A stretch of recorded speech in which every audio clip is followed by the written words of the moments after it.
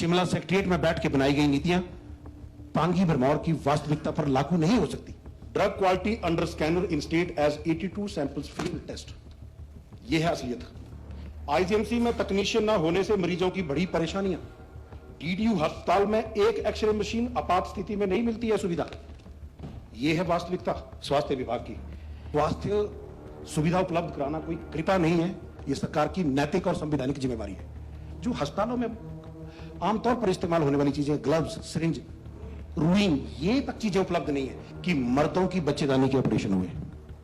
आप ही की सरकार के, आप ही के अधिकारियों ने आरटीआई में सूचना का जवाब दिया कि ऐसा कोई ऑपरेशन ना आईजीएमसी में हो ना टांडा में। तो मेरा चुनाव क्षेत्र अत्यंत दुर्गम और जनजातीय क्षेत्र है, जहां पर एक स्वास्थ्य केंद्र तक पहुंचने में घंटों लग जाते हैं, और जब वहां स्वास्थ्य केंद्र पर ताला मिलता है या वहां पर डॉक्टर नहीं मिलता है तो इसका मतलब क्या है कि उसको और कई घंटे तक ट्रैवल करना है। मात्र मशीनें खरीदने से समाधान नहीं होगा। कम्युनिटी हेल्थ सेंटर की बिल्डिंग पिछले 3.5 वर्षों से 90% से अधिक निर्माण उसका हो चुका है।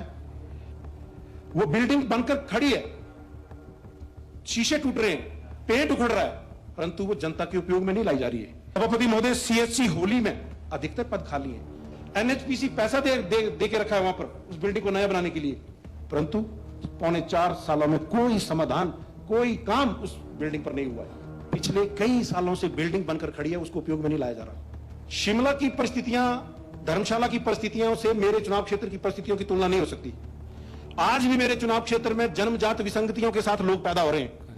पांगी में अगर किसी को पेट में दर्द होता है तो उसको अपना अल्ट्रासाउंड और डायग्नोसिस कंफर्म करने के लिए या तो जम्मू जाना पड़ता है या तो कुल्लू आना पड़ता है।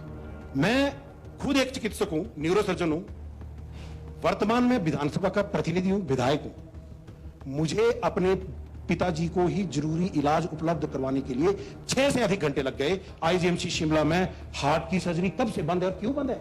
सरकार आज बड़े बड़े दावे कर रही है, परंतु मरीज छोटे छोटे इलाज के लिए दर दर भटक रहा है। टूटा हुआ लश्कर का भरम देख रहे हैं, टूटा हुआ लश्कर का भरम देख रहे हैं और जिले इलाही के कर्म देख रहे हैं। सत्ता का नशा अकल पे हावी है तुम्हारी, तुम नहीं देख पाओगे जो हम देख रहे हैं। अब इस चर्चा में भाग लेंगे माननीय सदस्य डॉक्टर जनक राज जी। धन्यवाद सभापति महोदय। सभापति महोदय, मैं प्लीज डोंट डिस्टर्ब। अपनी बात शुरू करने से पहले मेरे से पूर्व में जो सत्ताधारी दल के हमारे माननीय सदस्य ने बात कही है, इनकी बात से ही मैं कुछ इनको कहना चाहूंगा। टूटा हुआ लश्कर का भरम देख रहे हैं, टूटा हुआ लश्कर का भरम देख रहे हैं और जिले इलाही के कर्म देख रहे हैं। सत्ता का नशा अकल पे हावी है तुम्हारी, तुम नहीं देख पाओगे जो हम देख रहे हैं। सभापति महोदय, ये आज का अखबार है, हिमाचल प्रदेश का the Tribune. Drug quality under scanner in state as 82 samples field test, ये है असलियत। ये आज का ही अखबार है। आईजीएमसी में तकनीशियन ना होने से मरीजों की बड़ी परेशानियां। साथ में लिखा है जेनरिक स्टोर में 24 निःशुल्क दवाएं कम। ये एक ट्रिब्यून है, एक दस्तक है, और बिल्कुल कोर ऑफ द सिटी, प्रदेश की राजधानी, मॉनसून सत्र यहां पे चल रहा है। डीडीयू अस्पताल में एक एक्सरे मशीन आपात स्थिति में नहीं मिलती है सुविधा, यह है वास्तविकता स्वास्थ्य विभाग की। सभापति महोदय, मैं सरकार को यह कहना चाहूंगा कि स्वास्थ्य सुविधा उपलब्ध कराना कोई कृपा नहीं है, यह सरकार की नैतिक और संवैधानिक जिम्मेवारी है। मैं जिस चुनाव क्षेत्र का प्रतिनिधि हूं, विशेष भौगोलिक परिस्थितियों का चुनाव क्षेत्र है, जिसको भारत के संविधान ने भी हमें विशेष अधिकार दिए हैं। सभापति महोदय, सरकार आज बड़े बड़े दावे कर रही है, परंतु मरीज छोटे छोटे इलाज के लिए दर दर भटक रहा है। मैं पूछना चाहता हूं, क्या केवल महंगी मशीनें खरीदना स्वास्थ्य व्यवस्था में सुधार है? आज सुबह एक किसी ने मुझे सोशल मीडिया पे एक लिंक शेयर किया, सरकार के अपने चुनाव क्षेत्र में सिरिंज निशुल्क जो मिलती थी सिरिंज, मुख्यमंत्री निशुल्क निदान योजना, मुख्यमंत्री और ये फ्री जेनरिक स्टोर, उन जो अस्पतालों में आमतौर पर इस्तेमाल होने वाली चीजें, ग्लव्स, सिरिंज, रुई, ये तक चीजें उपलब्ध नहीं है। और ये मेरे चुनाव क्षेत्र की तो बात छोड़ दो, ये माननीय मुख्यमंत्री जी के चुनाव क्षेत्र की बात है। सभापति महोदय, हुक्मरानों ने हमेशा स्वयं को महान बताया और सामने वालों को कमजोर और चोर बताया। कुछ ऐसा ही कार्य ये सरकार भी कर रही है। इन्होंने हिमकेयर योजना को बदनाम करने में कोई कमी नहीं छोड़ी। कभी एक बयान दे दिया गया, सदन के भीतर भी, अखबारों में भी छपा, बाहर भी ये बयान दे दिया गया कि मर्दों की बच्चेदानी के ऑपरेशन हुए। आप ही की सरकार के, आप ही के अधिकारियों ने आरटीआई में सूचना का जवाब दिया कि ऐसा कोई ऑपरेशन ना आईजीएमसी में हो ना टांडा में हो। तो आखिर क्यों बार बार इस तरह का झूठ परोस कर जनता को गुमराह किया जा रहा है?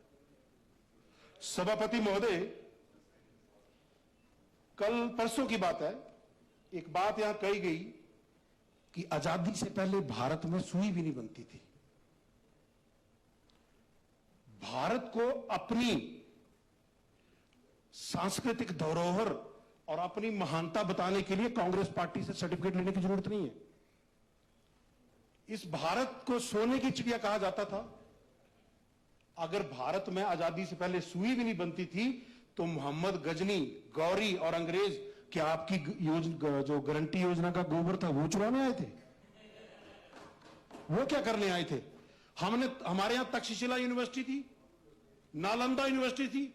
जिस देश ने पूरी दुनिया को ज्ञान बांटा, उस देश को अपने राजनीतिक हित के लिए इस तरह की बातें कह देना, ये अपने आप में देश का सम्मान करने वाली बात नहीं है। सभापति महोदय, मैं अपने चुनाव क्षेत्र की बात करूंगा। मेरा चुनाव क्षेत्र अत्यंत दुर्गम और जनजातीय क्षेत्र है, जहां पर एक स्वास्थ्य केंद्र तक पहुंचने में घंटों लग जाते हैं।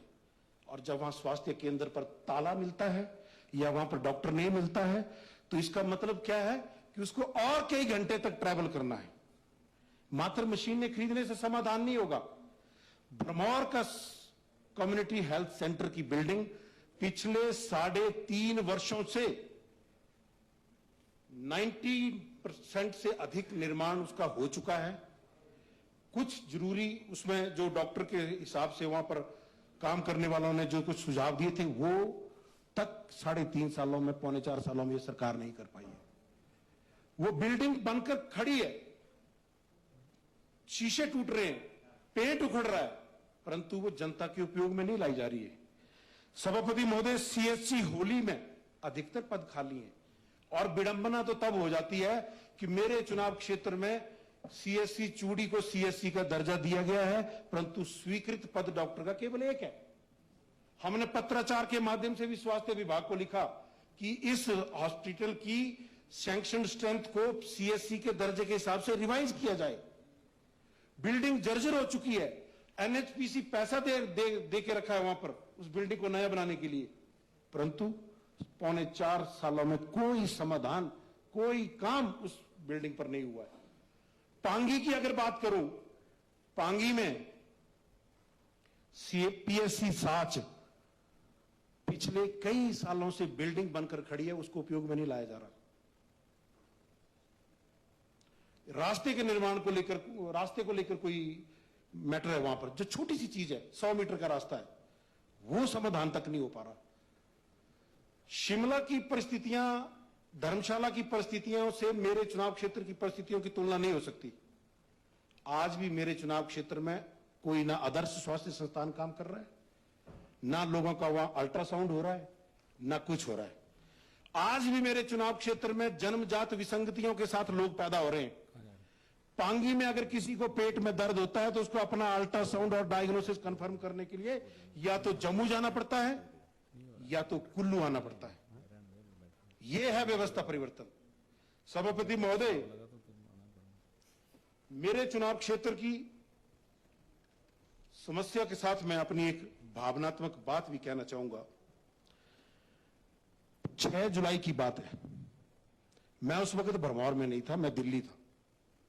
रात में 10, सवा 10 बजे मेरे पिताजी को ब्रेन स्ट्रोक हुआ।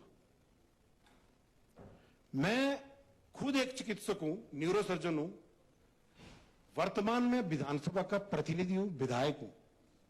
मुझे अपने पिताजी को ही जरूरी इलाज उपलब्ध करवाने के लिए 6 से अधिक घंटे लग गए, और जो इमीडिएटली 6 घंटे के अंदर जो इंजेक्शन लगता है टेनेक्टिप्लेज, वो नहीं लग पाया, जिसकी कारण से आज मेरे पिताजी जो हैं वो पैरालाइज सिचुएशन में है, सही से बात नहीं कर सकते, सही से चल नहीं सकते। मैं किसको दोषी ठहराऊं? शर्म आती है मुझे, घिन आती है मुझे अपने आप से कि मैं एक न्यूरोसर्जन होकर भी मैं अपने बाप का इलाज नहीं कर सका, मैं औरों की क्या मदद करूंगा? और फिर हमारे ऊपर टिप्पणी कर दी जाती है कि वो तो सिर्फ पर्चियां देखते हैं, वो और कुछ नहीं करते, और हमें करने लायक छोड़ा ही नहीं है आपने। तो विधायक निधि जगह हमारी बंद करके रखी है, हमारे बोलने पर एक डंगा तक नहीं लग सकता, और हम क्या करेंगे? और जब मेरे को अपनी स्वास्थ्य सेवाओं के बारे में आज भी प्रतिदिन सैकड़ों लोग फोन करते हैं, प्रदेश भर से फोन करते हैं, व्हाट्सएप पे कांटेक्ट करते हैं, घर मिलने आ जाते हैं। अभी विधानसभा सत्र चला, अभी भी मेरे रेजिडेंस में मिलने आ जाते लोग। विधानसभा के यहां पे काम करने वाले लोग भी कई बार मुझसे ओपिनियन लेते हैं। तो क्या मैं उन सब मैटर पर मुझ पर एफआईआर कर दी जाएगी? और एफआईआर करेगी, मरीजों की जान को खतरे में डाला। कौन से मरीज की जान को खतरे में डाला? और हमें यह भी मालूम है कि ये जो हिमकेयर की जांच है, ये केवल राजनीतिक प्रतिशोध से और राजनीतिक करने के लिए केवल इस तरीके की बात की जा रही है। आने वाले समय में हमें यह भी मालूम है, हम पर या हमारे दल विशेष के नेताओं पर एफआईआर भी हो सकती है, जेल में भी डाला जा सकता है। हम इसके लिए भी तैयार हैं, किसी भी जांच के लिए तैयार हैं। हमने तो पहले भी कहा है सदन में, आज भी कह रहे हैं, बाहर भी कह रहे हैं, विजिलेंस से क्यों जांच करवा रहे हैं? हाई कोर्ट के जज से, सिटिंग जज से जांच कराइए, सुप्रीम कोर्ट के सिटिंग जज से जांच कराइए। क्यों? क्योंकि विजिलेंस आपकी है, पुलिस आपकी है, और हम नाम लेके नहीं बोल सकते। वो लोग हमें क्या बोलते हैं कि जनाब हम क्या करें, हमारे ऊपर बहुत दबाव है। इस पर मैं एक बात कहना चाहूंगा, लश्कर भी तुम्हारा है, सरदार भी तुम्हारा है। लश्कर भी तुम्हारा है, सरदार भी तुम्हारा है। तुम झूठ को सच लिख दो, अखबार भी तुम्हारा है। व्यवस्था परिवर्तन के दौर में फरियादी जाएं तो कहां जाएं, जहां कानून भी तुम्हारा है और दरबार भी तुम्हारा है।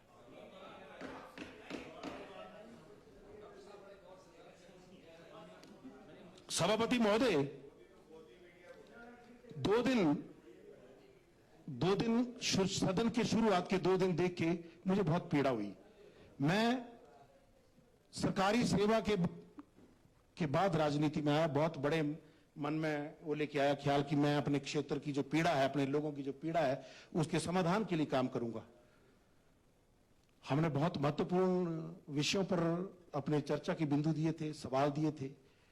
2 दिन सदन की कार्यवाही इस तरीके से जो हुई, मेरे जो अनुभव, मैं नया आया हूं, पहली बार चुन के आया हूं, बहुत कुछ सीख रहा हूं, सत्ताधारी दल से भी, विपक्ष वालों से भी।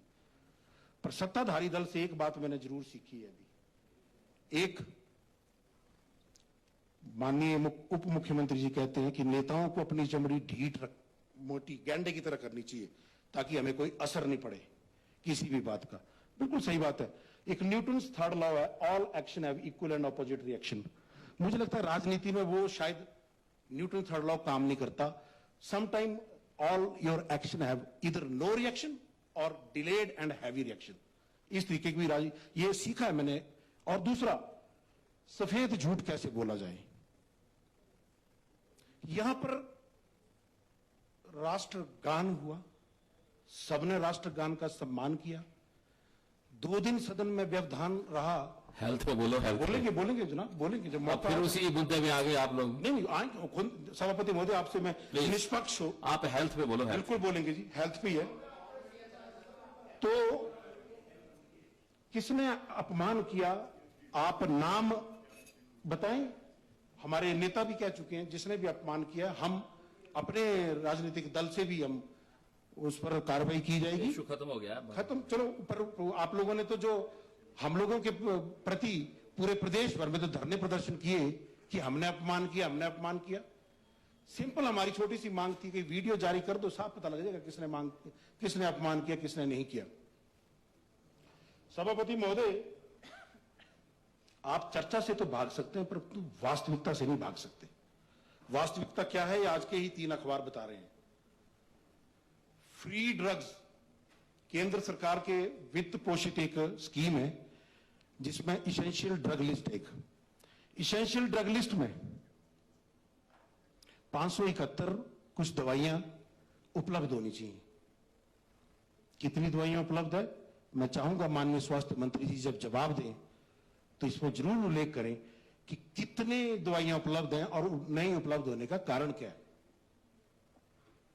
हमारे चुनाव क्षेत्र में इतनी बुरी परिस्थितियां हैं कि नियमित टीकाकरण तक करवाने के लिए महिलाओं को, बच्चों को घंटों, किलोमीटरों पैदल चलना पड़ता है।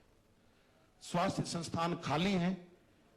उलांसा की बात करें, मांधा की बात करें, चढ़ौता की बात करें, शाह पंचायत की बात करें, पांगी को तो मुझे लगता है कि जैसे इस प्रदेश का हिस्सा ही नहीं है। इस तरीके से व्यवहार हमारे साथ हो रहा है। मैंने माननीय उच्च न्यायालय में याचिका दायर करी।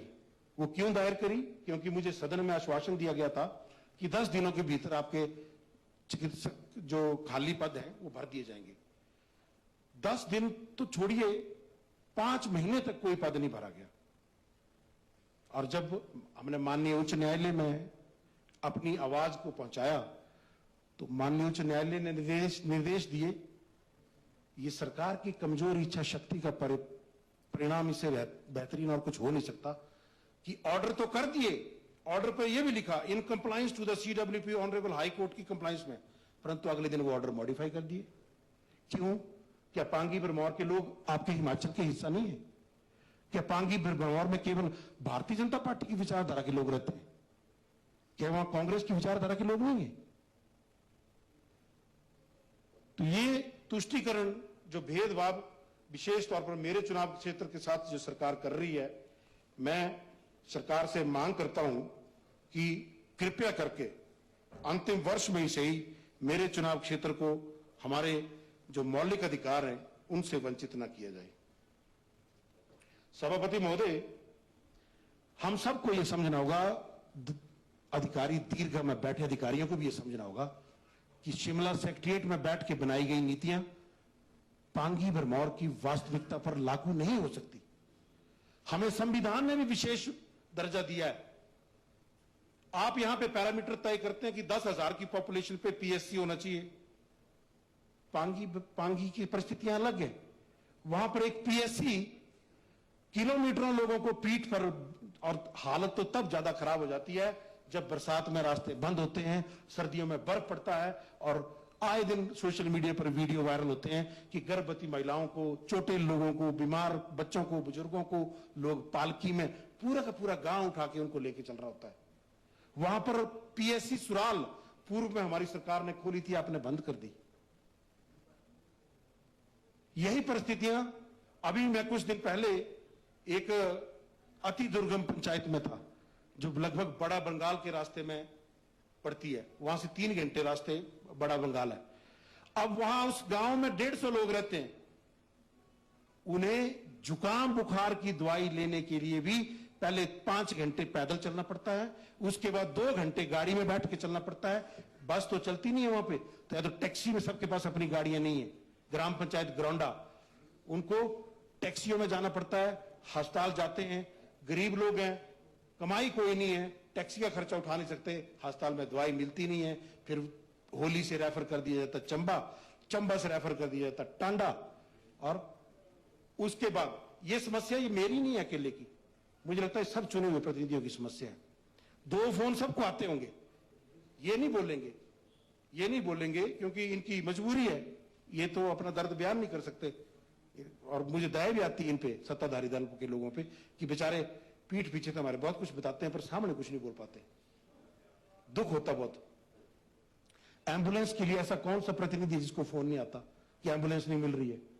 हमने विधायक प्राथमिकता की बैठक में भी कहा, हमने ट्राइबल एडवाइजरी कमेटी की मीटिंग में भी कहा कि पांगी, सिरमौर, किन्नौर, भरमौर ऐसी दूरस्थ क्षेत्रों में एम्बुलेंस की संख्या को बढ़ाया जाए। एक एम्बुलेंस अगर रहेगी, वो किसी आदमी को लेकर चलेगी, 6 घंटे टांडा पहुंचने में लगेंगे, चंबा से 6 घंटे वापस पहुंचने में लगेंगे, तो 12 घंटे तक दूसरे व्यक्ति को एम्बुलेंस नहीं मिल सकती। वहां पर एम्बुलेंस की संख्या बढ़ाएं। सरकार के पास संसाधन नहीं है तो एनएचपीसी है, जेएसडब्ल्यू है, जीएमआर है, इतने बड़े बड़े पावर प्रोजेक्ट, उनको बोलिए ना, उनको बोलिए कि एम्बुलेंस की सुविधा यहां पर स्ट्रेंथ एक एम्बुलेंस डोनेट करें। वो सीएसआर में वो बाध्य हैं देने के लिए। दूसरा फोन एक सबको ये आता होगा कि मेरा कार्ड है जो मुझे लाभ नहीं मिल रहा। हिमकेयर योजना कोई राजनीतिक लाभ के लिए बनाई गई योजना नहीं थी, कोई दल देखकर उसमें या धर्म देख के या व्यक्ति की जात देख के उसमें इलाज नहीं किया जाता था। व्यक्ति को उसकी जरूरत के हिसाब से इलाज किया जाता था। और मैं आज भी ये कहता हूं कि सरकारी अस्पताल में केवल और केवल गरीब व्यक्ति इलाज करवाने आता है, क्योंकि उसको मालूम है कि अगर मैं वहां जाऊंगा, हिमकेयर कार्ड मेरा है, आयुष्मान कार्ड मेरा है, तो मेरा निःशुल्क इलाज होगा। दूर पांगी, भरमौर, चंबा की तो बात करने का कोई अर्थ ही नहीं रह जाता जब आईजीएमसी शिमला में स्वास्थ्य सचिव भी यहां बैठे हैं, स्वास्थ्य मंत्री भी यहां बैठे हैं। आईजीएमसी, मैं ये भी जवाब पूछना चाहूंगा, आईजीएमसी शिमला में हार्ट की सर्जरी कब से बंद है और क्यों बंद है? कारण क्या है?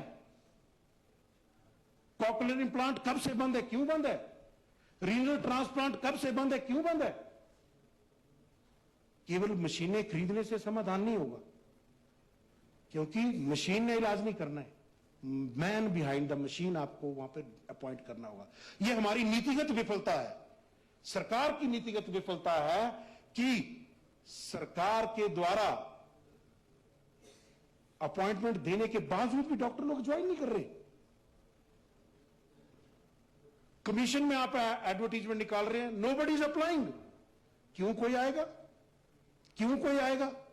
मैं आज भी सरकार को आग्रह करता हूं कि जो स्वास्थ्य संबंधी जो सलाहकार आपके हैं वो बहुत गलत सलाहकार हैं। हमने पहले भी कहा, स्वास्थ्य के विषय में कभी भी मैं कोई राजनीतिक चश्मा पहन के बात नहीं करूंगा, राजनीतिक लाभ के लिए बात नहीं करूंगा।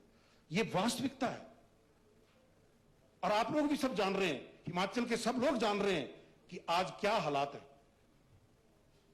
3 टेस्ला एमआरआई तो हम लगा देंगे चंबा में। चंबा में ऑलरेडी एमआरआई लगा हुआ है एनएचपीसी के द्वारा। हो रहा है कि नहीं हो रहा है? हमने दिशा की बैठक में भी डीसी महोदय को कहा था कि एमआरआई डॉक्टर नहीं करता, वो रेडियोग्राफर करता है। अरे रेडियोग्राफर अपॉइंट करिए ना, आप रेडियोग्राफर अपॉइंट करिए, वो एमआरआई करेगा। रिपोर्टिंग तो आप ऑनलाइन कहीं से भी करवा सकते हैं। आज कृष्णा डायग्नोस्टिक हिमाचल में काम कर रहा है, स्वास्थ्य सचिव भी यहां बैठे हैं, वो ऑनलाइन रिपोर्टिंग करते हैं बॉम्बे से। क्या हम हिमाचल में ऐसा मैकेनिज्म डेवलप नहीं कर सकते? मशीनें तो आप लगाई जा रहे हैं, खरीदे जा रहे हैं, और मशीन खरीदने के पीछे मंशा क्या है वो आम जनता की चर्चा में सब पता लग रहा है। जनता क्या बोल रही है, मशीनें क्यों खरीदी जा रही हैं। आप रेडियोग्राफर भरिए ना, वो करवाइए वहां पे। और मैं तो ये सरकार को एक सुझाव भी देना चाहूंगा, हालांकि पहले बहुत बार भी हमने सुझाव दिए हैं, हमारे सुझावों पर कोई असर होता नहीं है, क्योंकि उनको लगता है फिर इसका क्रेडिट इनको ना मिल जाए। मैं ये आपको सुझाव देना चाहूंगा, premier institute Indira Gandhi medical college Shimla और Tanda medical college, they should work 24 hours in same pay same manner. वहां पर ये शाम और सुबह और दिन रात का, अगर हिमाचल के पेंडेंसी खत्म करनी है तो। एक बात यहां पे बार बार निजी अस्पतालों को हिमकेयर में एम्पैनल किया गया, क्या सरकार के पास ऐसा कोई आंकड़ा है? मैं सरकार से जवाब चाहूंगा, माननीय स्वास्थ्य मंत्री जी से नोट कर रहे हैं, शायद पता नहीं देंगे जवाब कि नहीं देंगे, कि सरकारी अस्पतालों पर हिमकेयर योजना में प्राइवेट अस्पतालों को डी इम्पैनल करने के बाद सरकारी अस्पतालों में मरीजों की वेटिंग सूची कितनी लंबी गई है, कितनी बढ़ गई है। अगर उसी दर पर उसी खर्चे में प्राइवेट अस्पताल में इलाज उपलब्ध है जो सुविधा जिस अस्पताल में है, तो क्या समस्या थी बंद करने की? अगर किसी ने फर्जीवाड़ा किया है तो पिछले 3.5 सालों से आप सत्ता में हैं, आप करिए ना जांच। बयानबाजी करने से कुछ नहीं होगा, योजना को बदनाम करने से कुछ नहीं होगा। और हमें यह भी मालूम है कि आने वाले समय में इस योजना को या तो नाम बदल दिया जाएगा या इसमें कुछ बदलाव कर दिए जाएंगे, जिस प्रकार आपने सहारा योजना में किया। आज जब हम सदन में भीतर प्रवेश कर रहे थे, एक व्यक्ति व्हीलचेयर पर यहां आया होता, हमारे नेता प्रतिपक्ष से भी मिला, कहा कि मेरी सहारा पेंशन बंद होगी हुई है। आदमी के यहां से नीचे पैरालाइज्ड है, सिर्फ बाजुएं चल सकती हैं, पैर नहीं चलते, लैट्रिन पेशाब का कोई पता नहीं लगता, उसकी आपने सहारा पेंशन बंद कर दी। आए दिन वृद्ध लोग, दिव्यांग लोग, सीकेडी किडनी डिजीज के लोग, कैंसर से ग्रसित लोग, वो हमें बोलते रहते हैं कि जनाब हमारी पेंशन नहीं आ रही है, हमारी पेंशन नहीं आ रही है, हमारी पेंशन नहीं आ रही है। हम क्या करें? सभापति महोदय, मैं आपसे निष्पक्ष होने की उम्मीद करता हूं। आपको वहां से इशारा जो हो रहा है, अब मैं आयुर्वेद विभाग में मैं भी कोई टिप्पणी नहीं करना चाहूंगा, जब बारी आएगी। सबको 20-20 मिनट दिए हैं ना, परमार जी को 30-35 मिनट मिले, बाकी सब 20-20 मिनट। आपके 30 मिनट उनके पास था ही नहीं बोलने के लिए, तो उन्होंने इतना काम इसलिए बोला। Please bind up please. उनके पास बोलने के लिए कुछ नहीं था। चंबा मेडिकल कॉलेज की हालात में भी मैं बात करना चाहूंगा, क्योंकि चंबा मेडिकल कॉलेज मेरे जिले की कैटर करने वाला मेडिकल कॉलेज है। एक आंकड़ा स्वास्थ्य सचिव बैठे, मैं फिर बार बार रिट्रीट कर रहा हूं, मैं ये भी जवाब में चाहूंगा कि टांडा में भर्ती होने वाले कितने प्रतिशत मरीज चंबा से रेफर होकर आते हैं। हालांकि मैंने सवाल भी डाला है, सवाल को पता नहीं लगे ना लगे, कोई पता नहीं है, शायद कल से फिर सरकार यहां पहुंच जाएगी पूरी, तो फिर हंगामा हो जाएगा, फिर सदन स्थगित हो जाएगा, जिस तरीके से यहां पे चल रहा है। तो ये अपनी चर्चा के जवाब में जरूर ये बताएं कि टांडा मेडिकल कॉलेज में कितने प्रतिशत मरीज चंबा से रेफर होकर आते हैं। क्या सरकार ने कभी कोई रेफरल ऑडिट किया? क्यों बिना मतलब के रेफर हो रहे हैं? हमने विधायक बनने के बाद सरकार से इजाजत मांगी थी। आज मैं इस सदन के माध्यम से सदन के सभी सदस्यों को भी और हिमाचल के क्योंकि कई बार लोग बोलते हैं सेवा करनी थी तो अस्पताल क्यों छोड़ा? वो मेरा व्यक्तिगत निर्णय है कि मुझे राजनीति में आना है। आज मैं भी लोगों को एज ए न्यूरोसर्जन सेवाएं दे रहा हूं। आपने एक नहीं, जितनी मर्जी एफआईआर करनी है करें। जहां जहां लोग मुझे बुलाएंगे, अभी कई सत्ताधारी दल के लोग भी बोल रहे हैं, मजाक में ही सही, हमारे यहां भी ये कैंप लगा दो, मैं बिल्कुल आऊंगा, लगा दूंगा, इसमें क्या। चंबा मेडिकल कॉलेज और अपने न्यूरोसर्जरी की जो मैंने परमिशन मांगी थी ना, अभी वो एप्लीकेशन अभी भी पेंडिंग, उस पर कोई निर्णय नहीं हुआ। मैं एक स्थिति बताता हूं, 5 मिनट अपनी बात को कंप्लीट कर रहा हूं। मैं चंबा में हूं, सर्किट हाउस में बैठा हूं। चंबा मेडिकल कॉलेज में एक मरीज भर्ती है, रीढ़ की हड्डी की चोट लगी है या दिमाग की चोट लगी है।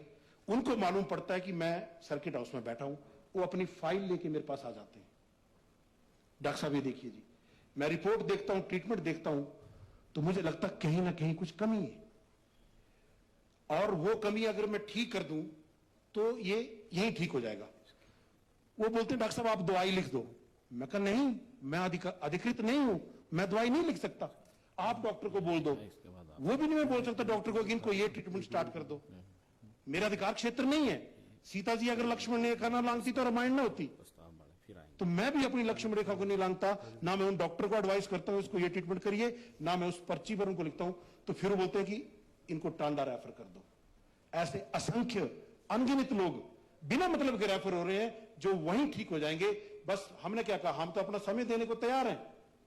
टेलीमेडिसिन से आप मुझे वर्चुअली मेरे मोबाइल पर रिपोर्ट भेजिए, पेशेंट का मुझे कंडीशन वो बता देंगे, उसके हिसाब से मैं उनको ट्रीटमेंट एडवाइस करना, सिर्फ इतना करें। तो मैंने परमिशन मांगी सरकार से, उस पर भी सरकार ये निर्णय नहीं ले पाई पिछले 3.5 सालों से। बड़ी विडंबना की बात है। और ऊपर से जिस दिन हमने नदौन में जो कैंप लगाया था ना सभापति महोदय, उसमें मात्र नदौन के लोग नहीं थे।